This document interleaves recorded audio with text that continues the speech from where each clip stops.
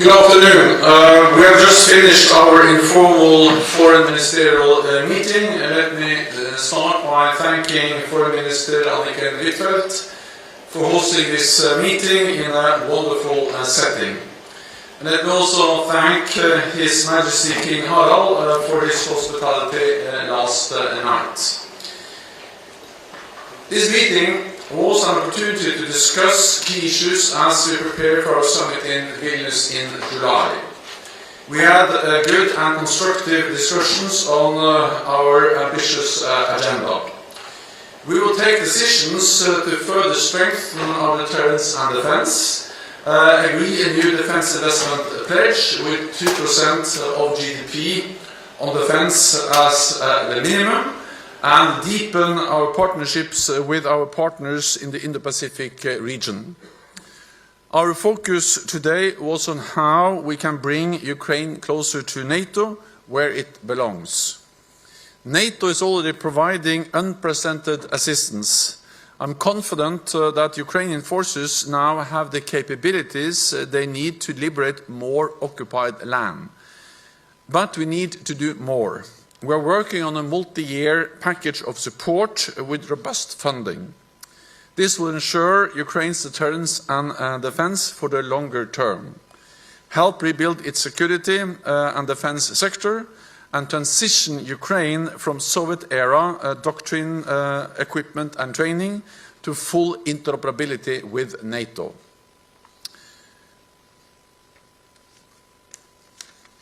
We also discussed upgrading the existing NATO-Ukraine Commission to a new NATO-Ukraine Council. This would be a significant step to establish a joint consultative forum with Ukraine sitting at the table as equals to discuss key issues for our security. We also addressed Ukraine's membership aspirations. All allies agree that NATO's door remains open, that it's only for allies and Ukraine to make decisions on membership. Russia does not have a veto. And all allies agree that Ukraine will become a member of NATO. And we all agree that the most important thing now is to ensure that Ukraine prevails as a sovereign and independent state. We don't know when the war ends, but we must ensure that when it does, we have credible arrangements in place to guarantee Ukraine's security in the future and to break Russia's cycle of aggression. We had a good discussion on all these issues, and I'm confident that we will come to consensus by the summit in Vilnius. I'm also working hard to ensure that Sweden's accession to NATO is completed as soon as possible. I spoke to President Erdogan earlier this week, and I intend to travel to Turkey in the near future. And I welcome that Sweden's new anti-terrorism laws have come into force today. That shows that Sweden has delivered on what they committed to do under the trilateral memorandum concluded last year in Madrid, and demonstrates that Sweden's swift accession will contribute to alliance security. And with that, I'm ready to take your questions. We'll start with Wall Street Journal, in the first row. Yeah. Michaels with the Wall Street Journal. Thank you very much for the question. You said you're confident that you will reach consensus by the summit, but how confident are you that you will reach a consensus that won't disappoint Ukrainians? Nobody is fighting and dying for interoperability or going from a council to a commission. And second, if I may, there's been some sort of nascent discussion of a possible, what's being called a peace summit before the NATO summit. Are you aware of any of that? Is there any discussion of that? Thank you. So first and foremost, the most important thing for NATO and of course for Ukraine is to ensure that they win this war. And we are providing unprecedented level of support. And at the meeting today and at the Vilnius summit next month, I'm absolutely certain that the main focus will be on how to sustain and step up the concrete military support to Ukraine, with equipment, with ammunition, with spare parts, with everything they need to be able to liberate more land.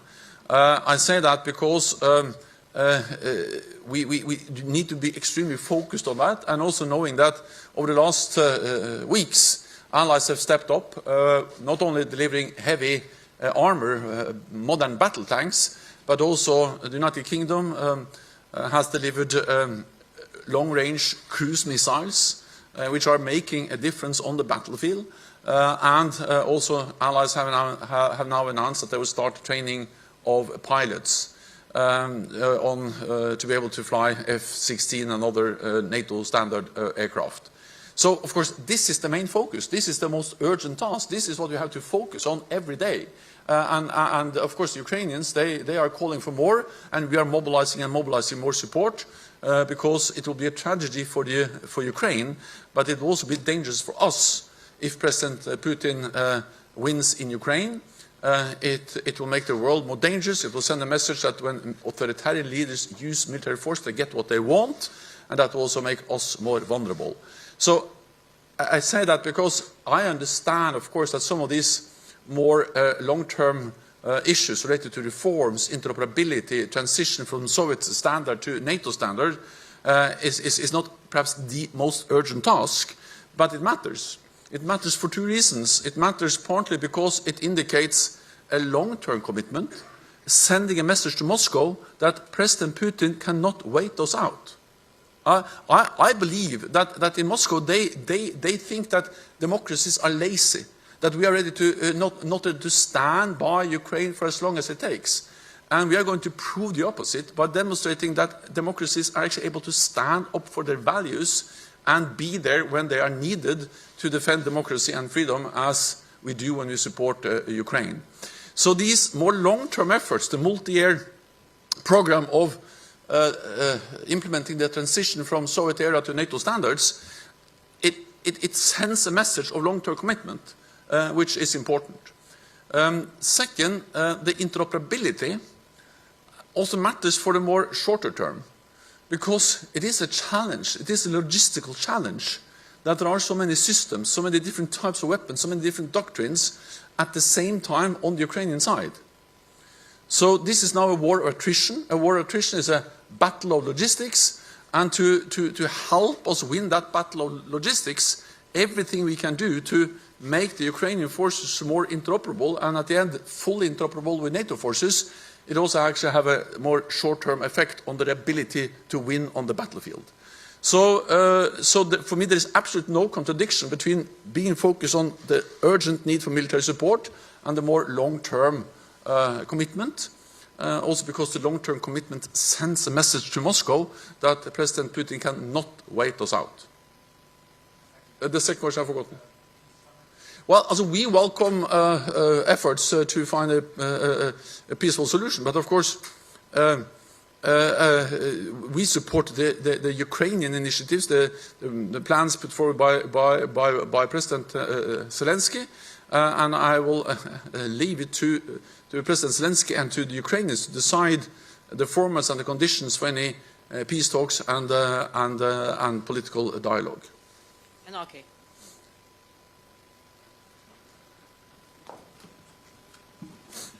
Mr. Nyborg from the Norwegian Broadcasting Corporation. At the beginning of this war, when NATO countries started to deliver weapons to the Ukraine authorities, it was important that the weapons were not long range and that they were handed on the condition that they were not targeting Russia on Russian territory.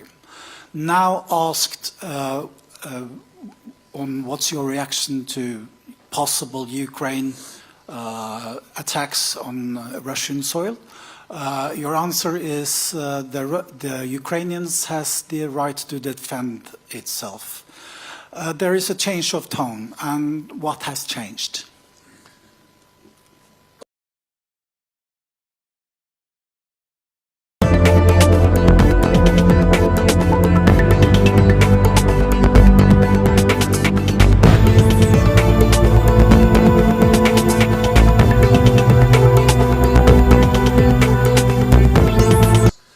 and lighter weapon systems. Then gradually we moved into delivering heavy artillery. Then not only light and man-held also air defense systems, but also more heavier and advanced air defense systems like the NASAMS and the Patriots.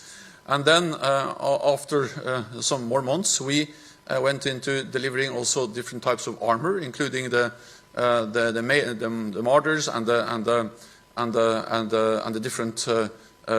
different types of also armored personnel carriers that have proven to be extremely important, and now also heavy armor and battle tanks. So yes, you are right that the type of support has evolved, but that reflects that the war has evolved, and that we have realized that actually by delivering more advanced weapon systems, the Ukrainians are able to defend themselves against all these different air attacks, but also to actually use the heavy armor, the artillery, the HIMARS to also liberate more land.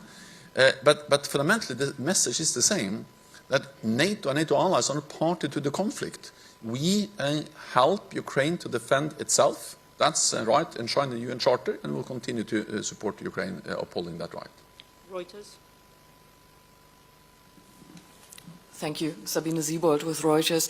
Secretary General, could you tell us whether ministers have agreed to hand Ukraine in Vilnius any kind of a roadmap for NATO accession?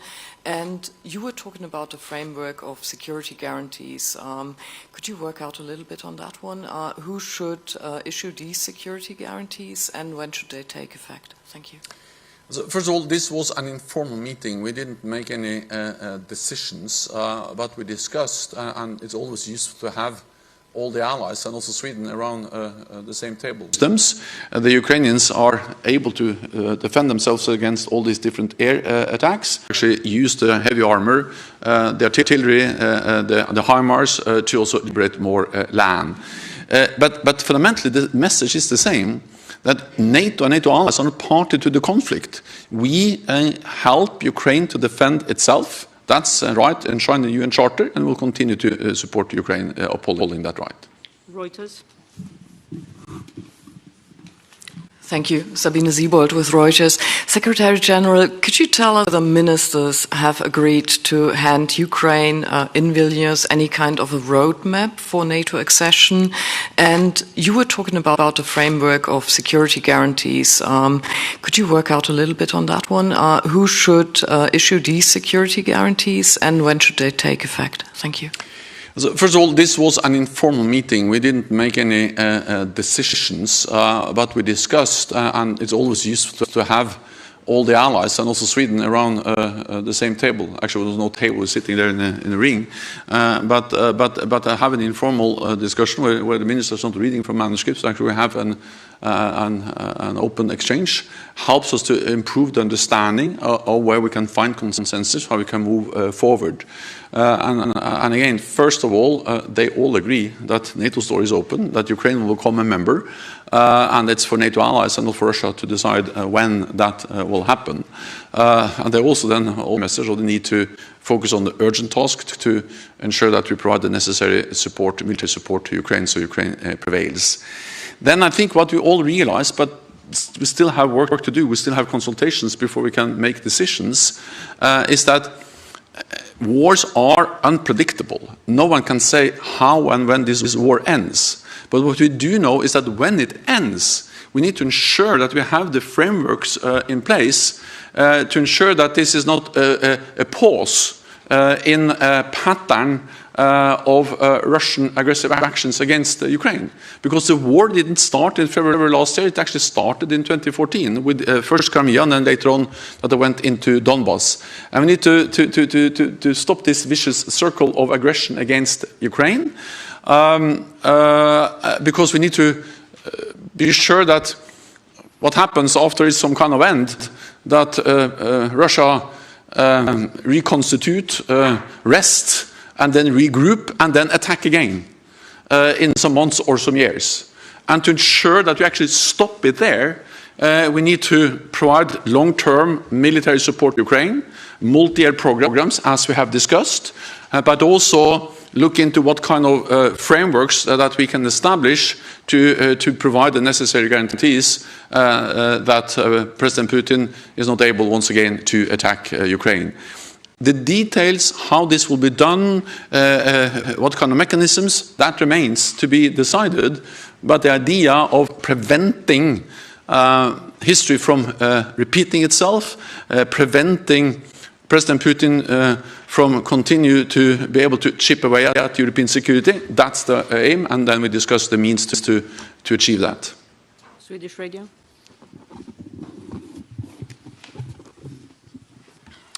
Mr. Secretary General, according to your trip to Ankara, more concrete, which day will you go? Does the President Erdogan knows that you will come? And will try to go there together with the Swedish Prime Minister of Finland? Thank you. Well, I'm invited by the President, so our staffs are now looking into the practicalities on the exact dates. I spoke with him 2 days ago, President Erdogan. And one of the things we then agreed that I should go once again to Ankara. I went there also this fall to Istanbul, spent some days there to discuss how to make progress, and also different phone calls and meetings has enabled us to make progress. Partly, first of all, actually to have the decision in June last year to invite Finland and Sweden, which was a big decision that we all made together, also President Erdogan last summer. Since then, I have been in close and constant contact with the political leadership in Ankara, my staff. We have this permanent mechanism that meets also regularly, and then we agreed on the way forward, and also to ensure the ratification of Finland, and now there has been a period of elections in Turkey, so then the contacts have not been so close and so intensive. But since now the elections are over, I think it's important to then restart the dialogue and the process. The plan is for me to go alone, but I'm absolutely certain that there will be other formats also to engage with the Swedish political leadership, and of course we also stay in very close contact with Stockholm. I spoke with the Swedish Foreign Minister here at the NATO Ministerial, and of course we'll stay in close contact with Stockholm. Yonhap News Agency. Thank you. Binna Chung of Yonhap News Agency. Secretary General, yesterday you strongly condemned the DPRK satellite launch, but today the DPRK said, rejected those criticism, insisting, if I quote, it's the right to self-defense of them. And do you have any further comments on this? And if I may ask another one, at the Vilnius summit, what can we expect to be discussed in terms of stepping up cooperation with the Indo-Pacific partners? Thank you. So I strongly condemn the military satellite launch by North Korea using ballistic missile technology. Several UN Security Council resolutions. It's a threat to neighbors and a challenge to global stability. And of course this launch raises tensions and poses serious risks to the security of the region and beyond, and it's a very clear breach of different UN resolutions. NATO calls on North Korea to cease these provocative actions and to return to dialogue in order to achieve sustainable peace and a complete and verifiable denuclearization of the Korean Peninsula. We stand together with our close partners in the region, the Republic of Korea and Japan. And as you may know, I visited Japan and the Republic of Korea not so long time ago, and the message there was that security is not regional, security is global. What happens in Asia matters for Europe, and what happens in Europe matters for and therefore it is even more important that NATO allies are strengthening our partnership with our Indo-Pacific partners. For the second time in our history, we'll have all the leaders of the 4 Asia-Pacific partners, Australia, New Zealand, Japan, South Korea, attending our summit in Vilnius. And we've also seen that there has been also a request to have a NATO office, and we're looking into the possibility of establishing the liaison office. Okay, we'll take the final question from Vegard. Eirik Røsvik, the Norwegian newspaper VG. What signals did you get from, did Turkey send about the Swedish membership application in this meeting, and the same goes for Hungary? So I will be careful in my speaking on behalf of allies, but in general I can say that Turkey has expressed that they are supportive of Swedish membership. And Turkey stand by the decision they made together with other allies to invite Sweden. Of course, and when you invite Sweden to become a member, the purpose is to make Sweden a full member. Then in the run-up to that decision last summer, Turkey raised some legitimate security concerns related to the fact that no other ally has suffered more terrorist attacks than Turkey. And then we addressed them and looked into how can we further strengthen what NATO does, but also what NATO allies do to work together with Turkey to fight terrorism. Including organizations which are recognized as terrorist organizations also by Sweden, by the European Union, for instance the PKK. And then we agreed this trilateral memorandum that outlines need for more exchange of intelligence, information, working more closely together, but also where Sweden made it clear that they're going to enhance their legislation on terrorism. And all of this is now implemented. Sweden, as of today, has put in force new legislation, strengthening the tools they have to fight terrorism. And we have established a mechanism where we actually now exchange more information and intelligence. So my message is that Sweden has delivered. Therefore, the time has come to ratify Sweden, and I'm working hard to ensure that that happens as soon as possible. When it comes to Hungary, we have no indication that they have changed their position, that they will not be the last to ratify. So when Turkey ratifies, I'm absolutely certain that also, I'm confident that also Hungary will do that because they have said it before. Thank you very much, colleagues. That's all we have time for. Thank you. Thank you so much.